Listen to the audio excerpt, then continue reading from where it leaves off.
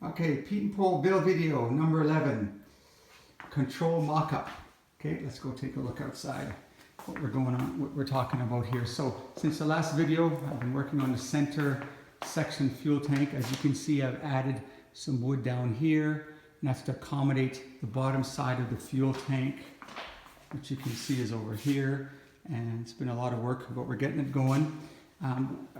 What I've been working on while this has been drying is the control system over here. Now, this plane in the back is not a Piet and Paul air camper, it's a Griga. See my other videos, I've commented on that. But the control system here, which is just a maze of things. I want to show you the other side. Let's show you the control, the pilot control stick here.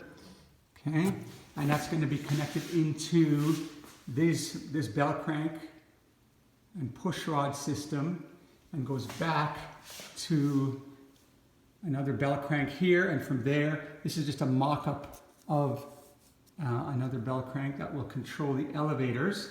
And this one in the back here is the rudder. Let's go take a look at the other side quickly. Now, because that plane over here is not a Piet and Paul exactly, I've had to check out these bell cranks here. I've used string as a mock-up for the cables in a pull-pull system that heads back towards where the elevator is going to be at. The elevator's here. And unfortunately, this plane is going to have the bell crank on the outside of the fuselage like that, because that's just how the previous builder did this one. But as you can see again, I wanted to make sure all of this was going to work properly. This one is for the rudder at the back, which is really hard to see on the video, I'm sure, but I'm going to make it work. It's what I paid for. It's going to save me time. I'm going to make it work. But I wanted to make sure the control throws were going to be proper. So I spent a few hours mocking up what I call controls mock-up. Here's the stick.